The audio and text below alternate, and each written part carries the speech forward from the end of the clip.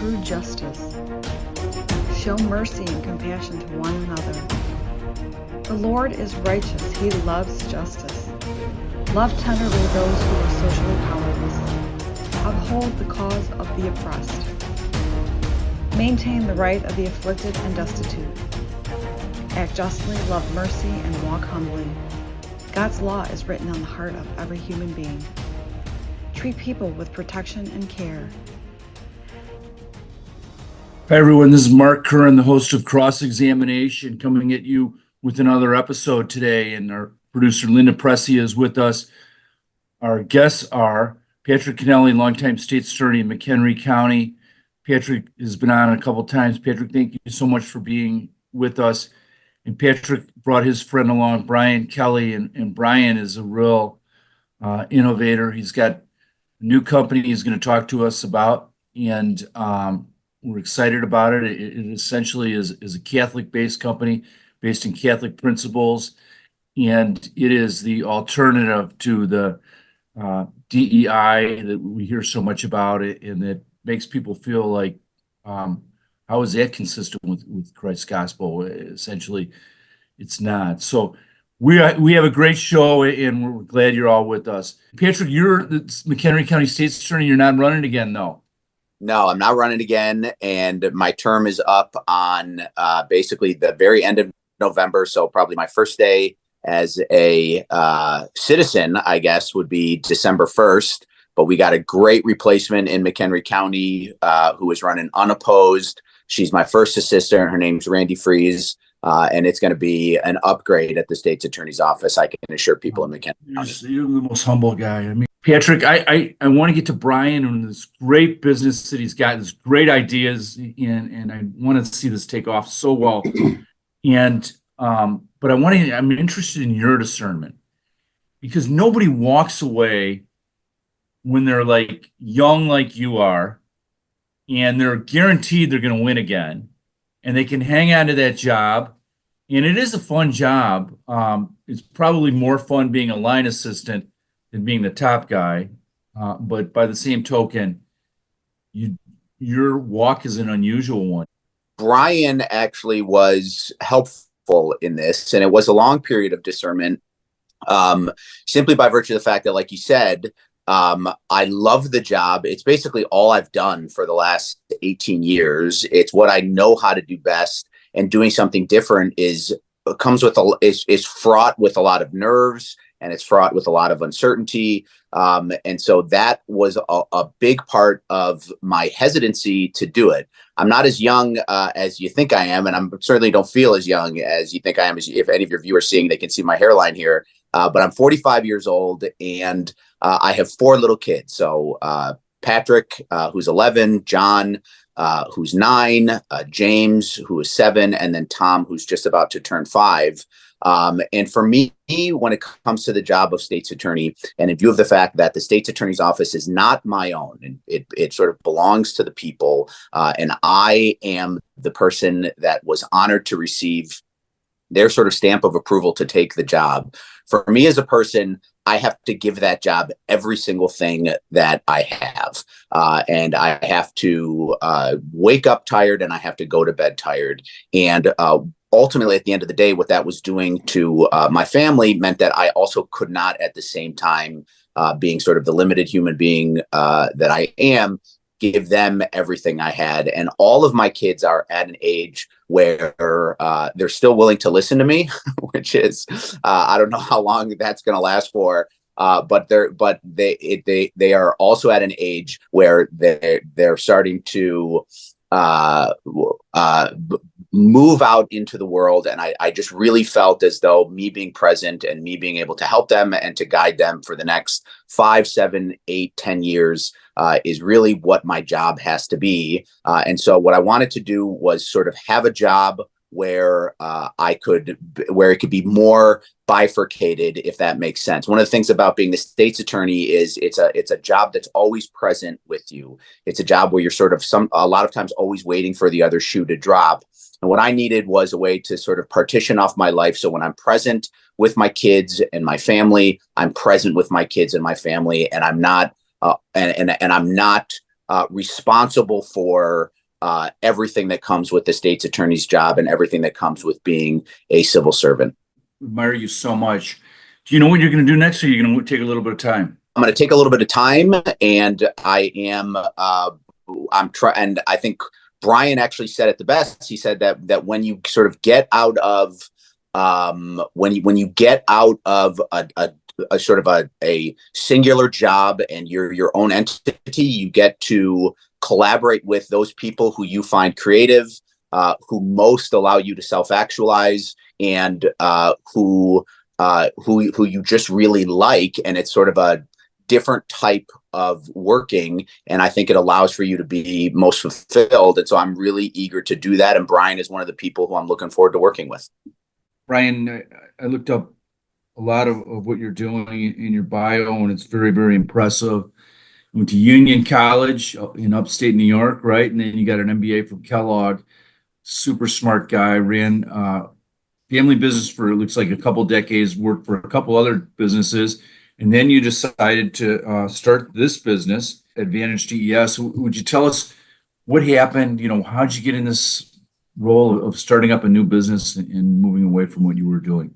I think one of the things that occurred to me as I was, working in our own company and kind of pushing through the daily grind of building a business is, where do I find joy in the work that I was doing? And joy really comes from an alignment of your purpose, the purpose of, the gifts that you have. And whether you own the company, whether you're a senior executive or whether you're a line operator, the identity to your work and the joy that you get in your work, as St. John Paul talks about in his Laborium Exercism, is critical to finding that happiness. And beyond just providing for your family financially, and most importantly, married and with children, which my wife and I have been married 33 years. We have 6 children and 2 grandchildren. This journey taught me that if I continue to search for something, to search for meaning, Patrick and Mark, both of you understand that, because you put your neck on the line to run for public office.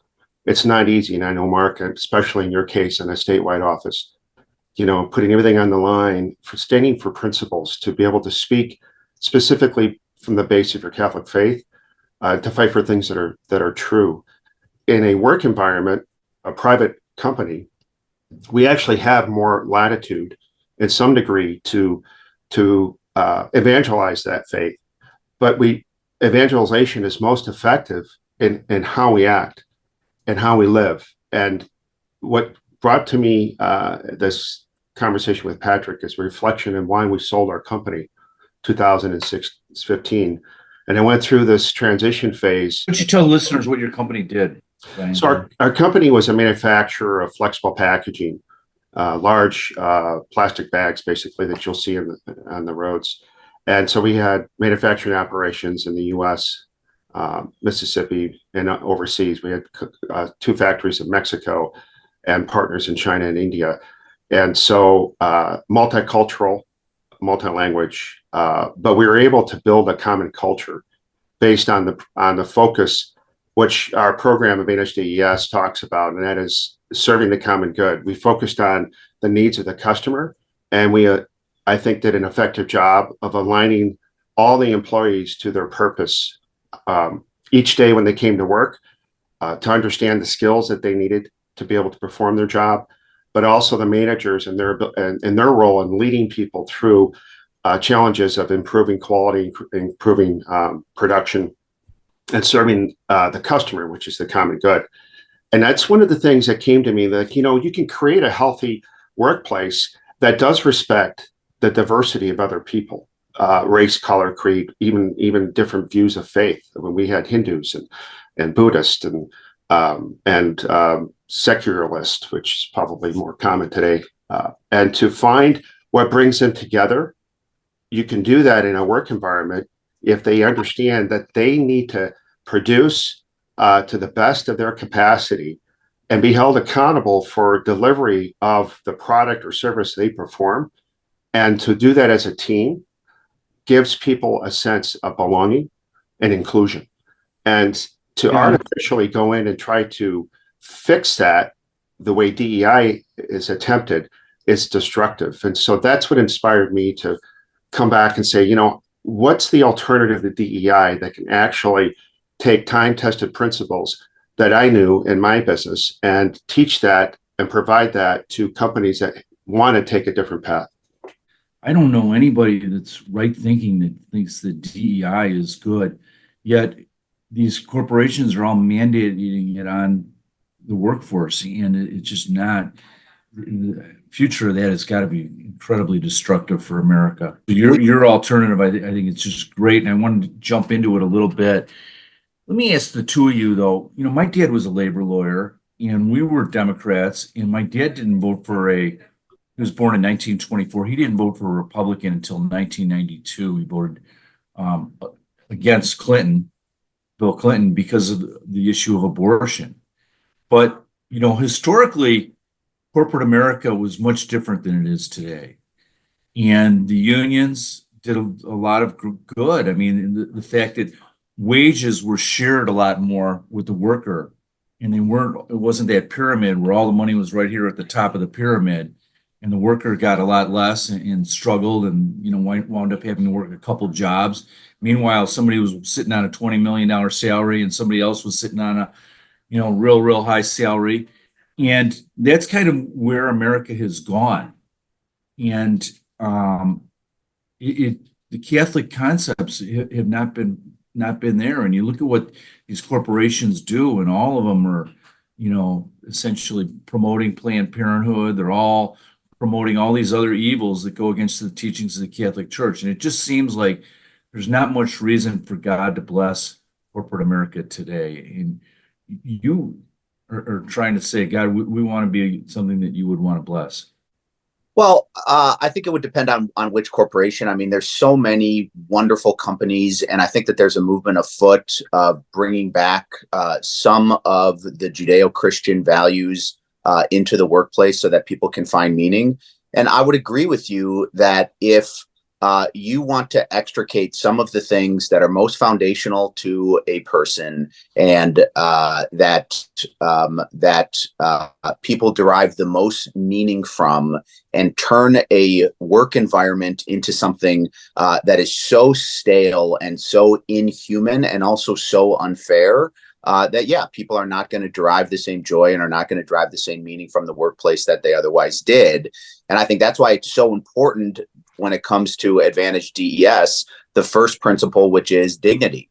And the whole idea of dignity is this recognition, and I think everybody recognizes it one way or the other. I think that that our dignity as a Catholic ultimately comes from being imbued and made in the image and likeness of God. But everybody would accept the fact that all human beings, that there's something critical about being a human being that makes you special, that makes you unique, and that makes you something of value that other things around you don't have, like a glass or a squirrel or otherwise. And once we recognize that, and once we take that principle, believe in it, and we inject that into the workplace, I think a workplace becomes far more human. And that's the basis upon which we can move forward and begin to create a culture where people feel at home, where people feel dignified, and where people get joy and derive a lot of pleasure as well as connection to the work that they have. So you're listening to WSFI Catholic Radio 88.5 FM. And I'm Mark Curran, your host. My guests today are Brian Kelly and Patrick Kenneally, the state's attorney of McHenry County. Linda Pressey, our producer, is also with us. Everybody's not in business. So let's dummy it down a little bit and talk about what we're up against. And DEI, what does that mean? People hear it all the time. And what does that do? DEI, I think part of the challenge, Mark, that we have is our culture today, as we saw even in the debate last night. There's a I versus you, or we versus them. It's very divided, and there seems to be an acceptance that the only way that you can articulate a solution is you have to explain why the other program is completely terrible and win people over based on you, right? And so to give some credence to the DEI movement is that there is workplace injustice. There's injustice of the world from the very beginning, from the Great Fall, right? So I think we're as faithful Christians, in fact, universally, I think if we even look at even in Islamic and Judeo beliefs, we all go back to the Old Testament and we see the Great Fall. And so there's a struggle between truth, and we profess that as Christians, that truth is a person. And so what God did as we understand in our faith very clearly, is that he brought someone into the world so that we could really know who he is, and he's love. And what all of us strive for is authentic love and respect. Every human, no matter what culture, no matter what part of the world they're in. And so DEI, I think, came at it, unfortunately, from maybe some political and economic views that are not consistent with our American culture, to create a narrative that people who don't have at the expense of people who have. And that very specific racial and sexual orientation views are somehow hurt and rejected because of their view, as opposed at the expense of those who have. And so the formula evolved into us versus them program. The way you create equality is that you have to take from someone who has and give to someone who's not.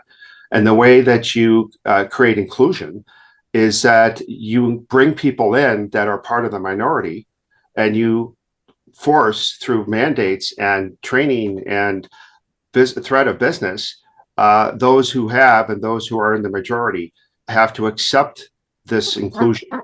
And unfortunately, it's made the culture worse. So DEI, diversity, equity, inclusion. And that's essentially what the acronym stands for. Now, isn't the goal of businesses, the ultimate goal, obviously, to do the public good, but also to make a profit? And how do we make a profit, or how do we compete on a global scale? Because these globalists have given us a global economy, essentially, and it's really hard to turn that back right now. How do we compete when we're obsessed with not the best qualified person? The way I would explain it is this. The goal of DEI is not to create a profit. And the goal of DEI is not necessarily to create a thriving business. The goal of DEI is to achieve equality through redistribution of wealth and parity in acceptance of all views at the expense of those who oppose those views. So if I, as an employee, feel that I want to celebrate Christmas and I want to have a Christmas tie on and come into work, and that's offensive to someone who doesn't believe in Christmas, where's the inclusion there? Why am I supposed to, as a Christian, then feel comfortable, if I'm a woman particularly, feel comfortable with a man who's now a woman based on surgery and identity, who wants to now use the women's bathroom? Where's the dignity and respect for the women that say, I still recognize you as a man, not because I reject your identity, I reject the biological fact that you are a man. And so the challenge with DEI is that it's because it's forcing people who are of opposing views to the narrative of what DEI is saying we need to achieve. It's forcing them to accept this worldview.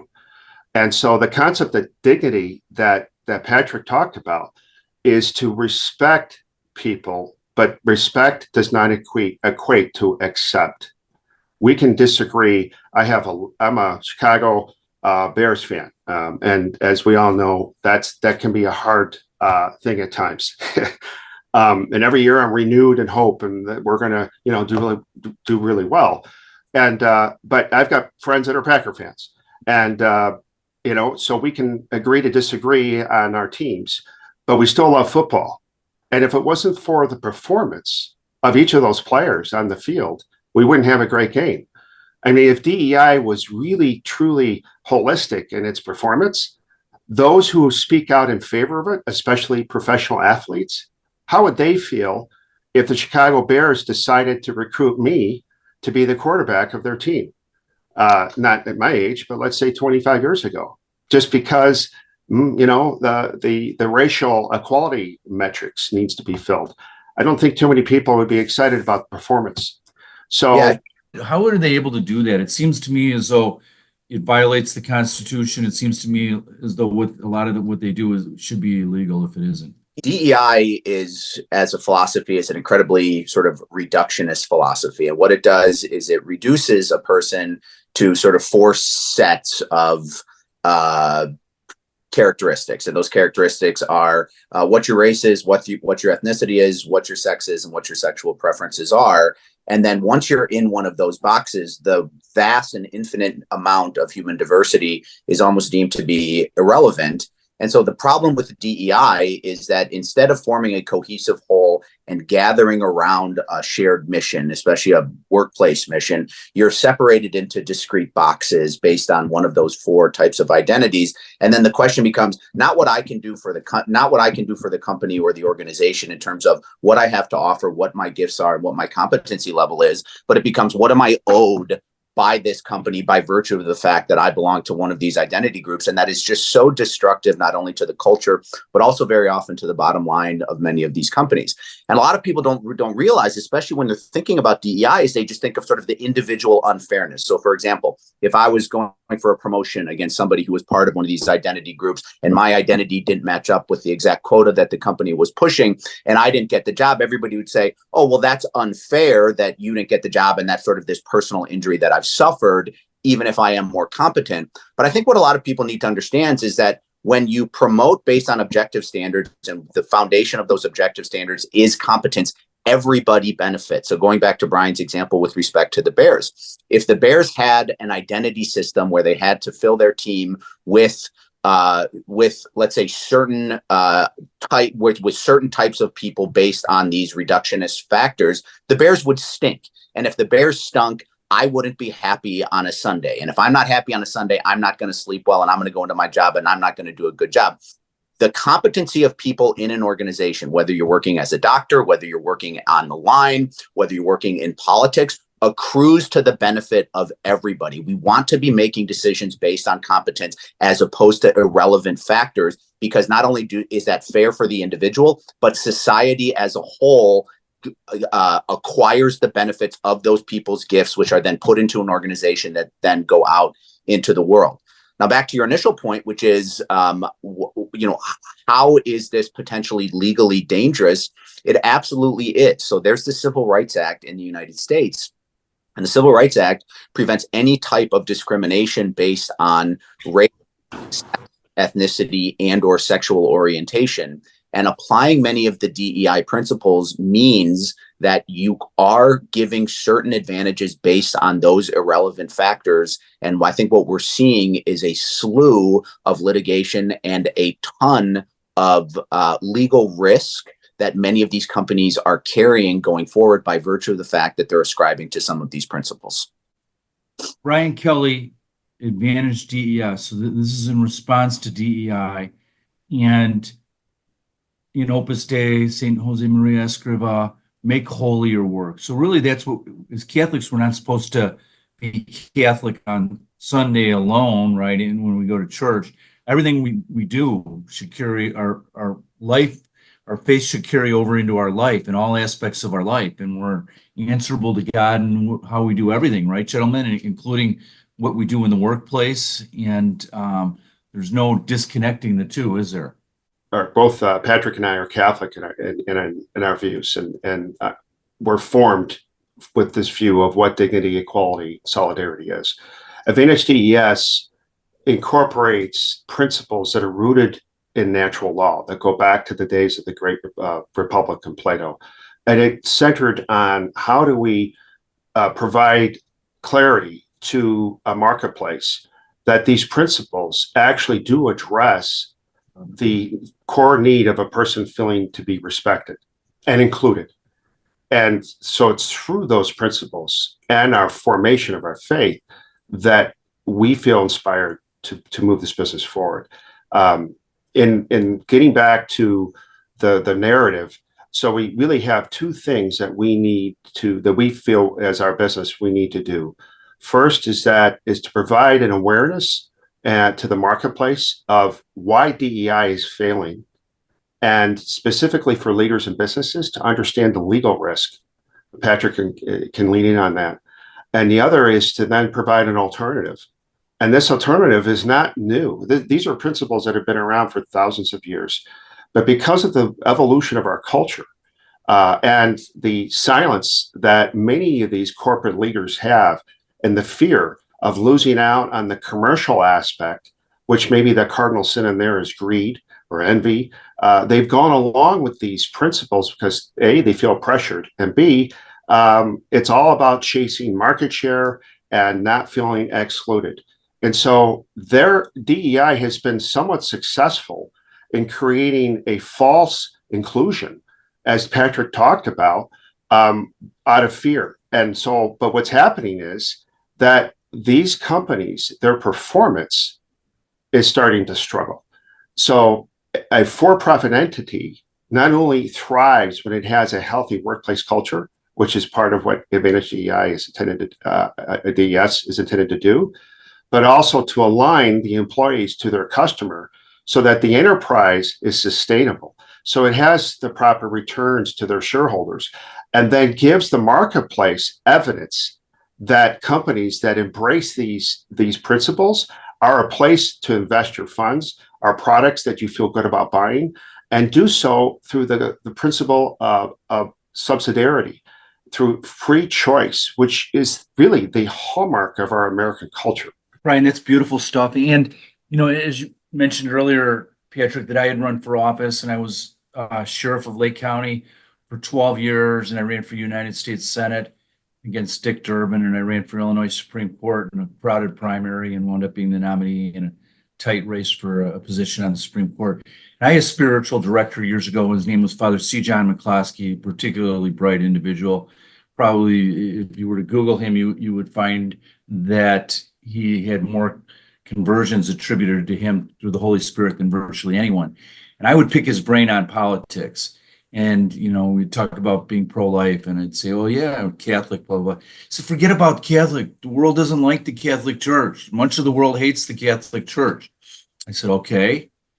And then he said, you believe what you believe in because it's based in natural law. Natural law, Socrates, Plato, Aristotle, later really drilled down by St. Thomas Aquinas. And this is the same thing that all the founders, none of whom were Catholic, believed in. They all believed in natural law. And Jefferson writes of natural law in the Declaration of Independence, and that's where our rights come from. And natural law is something that is self-evident, and that we know through our reason and intellect.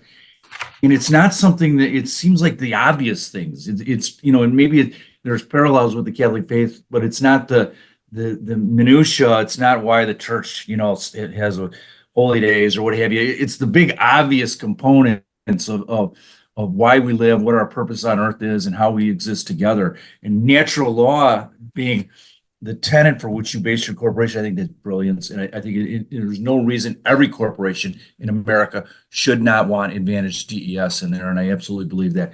So I worked for McDonald's when I was in law school. I caddied for a fellow by the name of Shelby Astro, who was the vice president and general counsel. He got me a job under him at McDonald's. Ray Kroc lived nearby, knew him, and other people. So Advantage DES, this is Brian Kelly. I'm calling up the current CEO of McDonald's, and I'm trying to pitch Advantage DES. What is the pitch, and what is this going to look like that you're going to bring into my business? We're talking about a very large company that has an incredibly international brand. I think the first thing gets back to, Patrick, maybe you can start with this, to help them become aware of the risk of applying DEI and its clear centered violation of Title VII and the risk that that accrues to a company of that size. In 2022, the United States Supreme Court handed down the decisions of Students for Fair Admissions versus Harvard College. And ultimately what they said is that under the Constitution, the touchstone of a human being and the touchstone of a citizen of the United States cannot be reduced to something as irrelevant as race, identity, gender, or sexual orientation. Rather, the touchstone of who a person is and who an American is, and who a person has to be under the Constitution, has to be who that person ultimately is, the challenges that they've bested, what it is that makes that person a entirely unique person. And throughout the entire course of the United States history, as well as world history, every single time we've tried to provide certain advantages, certain resources, or otherwise to somebody based on irrelevant characteristics of what sort of their outward appearance may be, it's ended in catastrophic failure. And that was one of the things that the United States Constitution, as well as our founders, were incredibly concerned about and sought to mitigate through the Constitution, as well as later through the Civil Rights Act and our legislature. So what they found is that when Harvard and UNC were giving people an extra advantage based on race, that was a violation of Title VI of the Civil Rights Act. And Title VI is basically you can't use government funds to discriminate. And because the whole student loans industrial complex is so tied up with all the colleges, of course, government funds are being thrown around at Harvard and UNC. And so they had their hook. And so they struck down Harvard's admission policies as well as UNC's policies. Now, after that happened, that opened up a new horizon for civil rights litigation, especially in view of the times where DEI was becoming much more prominent. So the next case that was handed down was the 11th Circuit U.S. Court of Appeals, which is Alliance for Equal Rights versus Fearless Fund Management. Now, Fearless Fund Management is a government-sponsored charity organization that hands out loans for, and at the time they were handing out loans, and the only way you could qualify was if you were, number one, a woman, and number two, a woman of color. And what the court found is that based on the logic and based on the underlying reasoning of Students for Fair Admissions, that also is a violation of the Civil Rights Act. In this case, Section 1981 of the Civil Rights Act, which deals with not discriminating with respect to contracts. Okay, so those are sort of the two foundational cases. And since then, there has been a slew of litigation across the board. And one of the things that if I was talking to McDonald's, I would point out to them is this recent Starbucks decision. So there in 2019, there was a regional Starbucks manager who was fired after just sort of the run-of-the-mill person at Starbucks kicked two African Americans out of Starbucks who refused to purchase coffee and who wanted to use the bathroom. A whole media sort of hysteria and ensued. Starbucks got a lot of bad press, and they ultimately ended up firing the white regional manager. The area manager, who was just underneath the white regional manager, was an African-American male who had a checkered employment history. And he was the one that was ultimately responsible for how those stores were being managed, as well as many of the policies that were on the ground. So if anybody should have been liable to firing, it should have been him. But what Starbucks did is they ended up firing the regional manager and retaining the African-American, especially in view of the fact that they were facing so much bad press around sort of race relations. They thought this was going to be the better policy. And what ultimately ended up happening is the African-American testified at trial that he believed that race played a factor in the regional manager's firing. And she secured a verdict to the tune of $26 million. But 24 million of that was punitive damages. So her out-of-pocket expenses, her actual injury was about $2 million. But the jury was so incensed by what they had done and how they had acted and how unfairly they treated the regional manager that they ended up tacking on punitive damages of $24 million. This is the nature of the liability that companies face, whether it's in terms of making promotion decisions, whether it's terms of making hiring decisions, and whether it's terms of making firing decisions. If companies are not going to make those decisions based on objective criteria, they are going to face liability. And what's interesting is right now, plaintiffs' attorneys, as well as employment attorneys, probably like your father, Mark, are beginning to recognize that this is an entire area and lodestar of potential litigation that is good, that could significantly affect the bottom line, especially of larger corporations who have bought in and implemented many of the DEI principles. So I'm convinced, even if I was a fence sitter, or even if I was totally in bed with DEI, it's just not going to work. So instead, we're going to listen to Brian, and he's going to talk about advantaged DES. So Brian, let me just ask you, I know you're somewhat in the infancy of the business. How would you envision this unfolding? Would you come in and would you talk to the leaders about, instead of DEI, this is what we recommend you do in terms of your hiring and your promotional and firing processes? Would you give them all of that? Tell me what it would look like. Yeah, you're right. We are in the infancy stage, and so the first program that will come out and be streamed on a platform will be available in about 2 months, and it'll be a very simple program under 2 hours that'll be basically the application of how do you incorporate the DES into your company. The real like starting point for our business is to focus on companies that inherently know that the matrix that Patrick just described does not work and want an alternative because they are feeling pressure to deploy something that's destructive to their business, otherwise for the fear of loss of business, and therefore need a certificate to say, hey, we care about social injustice. We do want an exclusive environment, and we want to be conscious of aware of the common good, which means that no one should ever be discriminated against based on color, creed, or views. So that is a principle that we all understand. But the question is now, how do you go about doing this? Well, the program leads with a certificate of completion, which gives the employer the opportunity to have a certificate, to a badge that say to the DEI workspace that this is our path forward. So that's an opportunity for those companies to step out and have a program that they believe in. Ultimately, the step then forward is to provide through the training case studies of how do you dignify, what does it mean to dignify someone in a work environment? McDonald's, may be the greatest case because it's of the size and certainly from all the different places in which they have employees. But McDonald's is a very successful brand. Why? Because they provide a very clear product at a competitive price, and they have to be able to compete and deliver that product in areas that they have, competitors.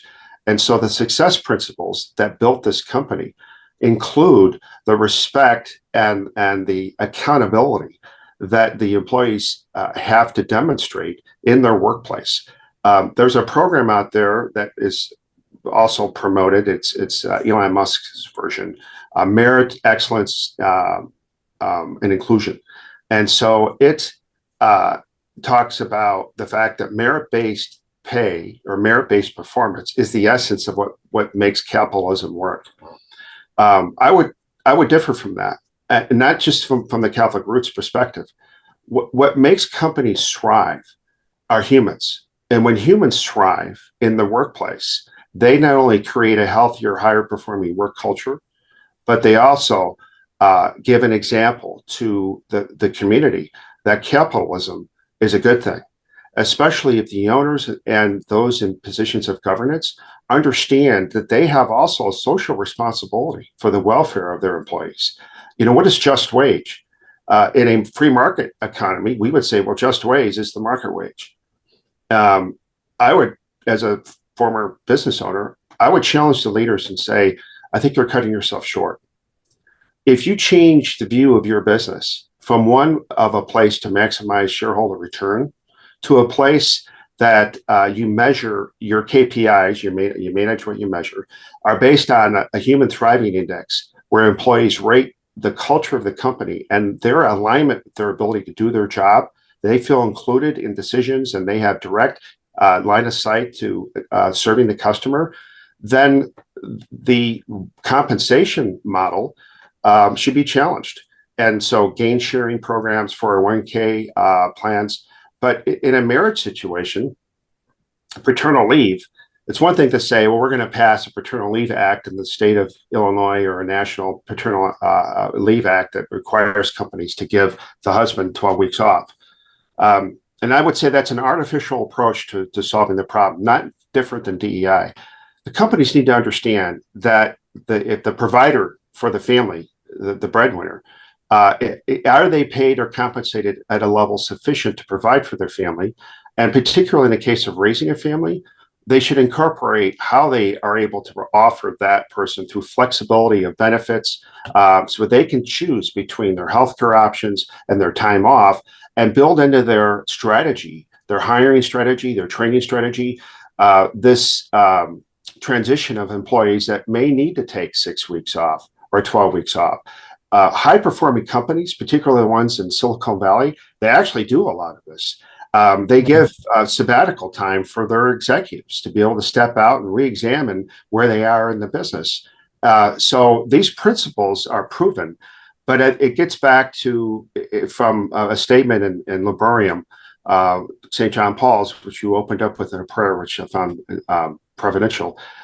Is work created for man, or is man created from work? Is our business really about maximizing shareholder value, which is the minority of the people at the table?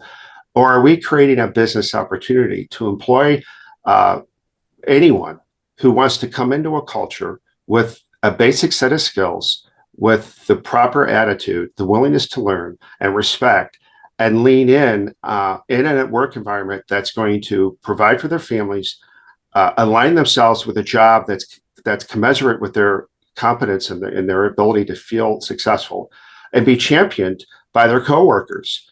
Because collectively, when they work together, not only does the company perform better, but now they have an alignment of purpose. And then final point is that the owners, they change what they measure, and it's not just the financial return. That is the outcome. That's the lagging indicator. That the leading indicator should be focused on their purpose. And that is, our business is really a vehicle to employ people who can thrive, and in thriving, create shareholder wealth and serve the common good.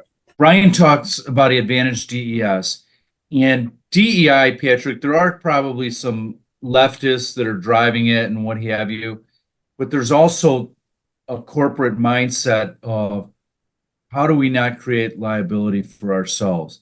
And Patrick is the lead attorney for the county of McHenry, and myself as the lead law enforcement for the county of Lake. I could tell you that I came in and inherited a department that had no blacks in management roles, had no women in management roles.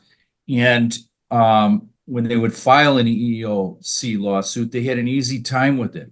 And I think that a lot of people in that mindset or in that world, they think, well, DEI will answer that and will keep me out of court, and it will all be better off.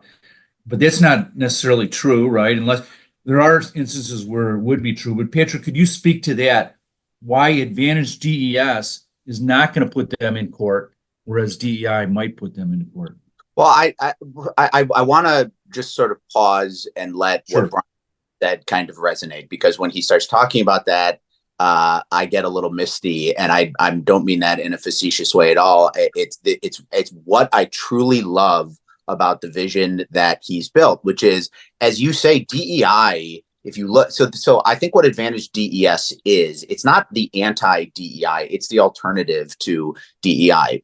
For many of the people who ascribe to diversity, equity, and inclusion have incentives and motives which are laudable. And so it's this whole idea, as you just pointed out, that when your dad was working 50 years ago, it seemed as though you had these voracious companies who simply wanted to promote people within their in-group, which is their friends at the country club or otherwise. And it just so happened that they were all white men. And there's a level of unfairness to that. And all things being equal, you want everybody to have the same opportunity, and you want everybody to feel as though they have an adequate chance at any of the advantages, resources, and benefits of living in this society. And so you don't want to say, well, DEI is so problematic, we're just going to push it to the side and that's it. And we're just going to go back to making money, perhaps like Elon Musk's policy is. Rather, the idea is that we as human beings are in a place 8, 9, 10, 11 hours of a day. That's where we live.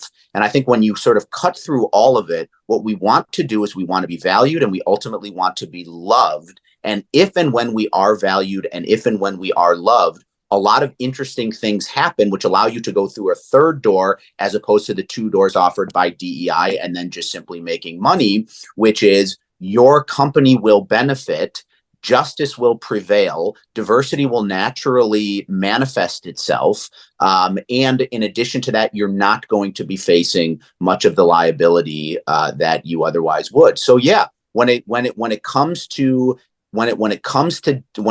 DEI, not only is it problematic in terms of its application from a moral standpoint, because it's not fair, it's also problematic from a legal standpoint for a lot of the reasons that I just described. And I think by focusing on an alternative that takes many of the intentions of DEI, but puts it together and presents it to your employees in a way that not only is going to make their day-to-day 8 to 5 a better place to be, but it's also going to limit your company's liability. To me, it's a no-brainer. It's really toxic, this DEI, because, what I would see is a white guy in the workplace. He knows that the next person is going to be promoted as a woman, and if she's a woman of my color, then for sure she is. And no matter how hard he works, he's not going to be rewarded, and it's really a bad recipe and a bad formula. Good intentions, oftentimes, as you said. So advantage DES. Word advantage. What does that mean? What does DES mean, Brian Kelly? DES is an acronym for dignity, equality, and solidarity. And the principles are rooted in natural law, as you described earlier. The dignity is to see others for the created nature, the created being, to recognize that they are also have a spirit, which we call a soul. And so they have a right through their birth and through their created nature to thrive. God has placed that in them. And so when we see others with that view, we learn to respect them. But respect does not necessarily translate to accept their worldview.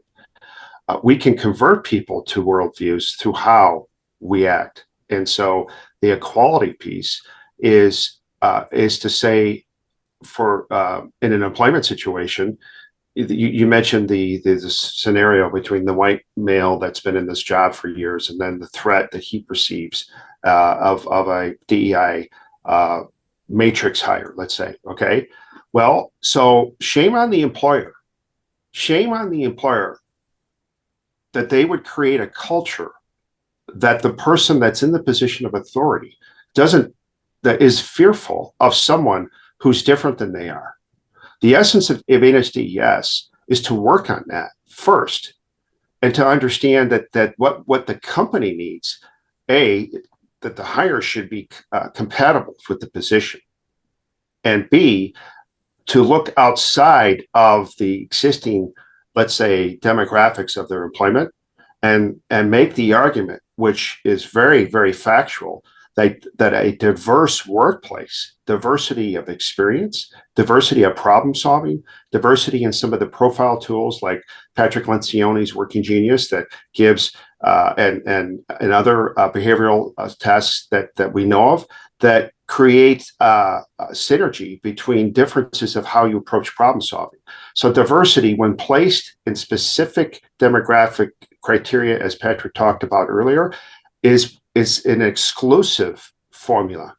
And so the getting back to the equality is to see equal opportunity for someone to come in and advance, and as an employer to make sure that those opportunities and reviews are done holistically with performance measurements that not only that don't measure their diversity, but focus on their contribution and address where they can actually be advanced through training and support.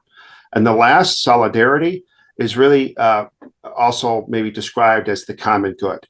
And that is, we are united internally in our employment environment when we have clarity in what we do to support and serve our customers, whether it's that McDonald's employee at the cash register, hopefully learning some of these principles that maybe Kamala Harris could reflect on, and all the way to your experience, Mark, to work in an environment to understand that this is my duty. My job is to serve this person. So that's the dignity piece.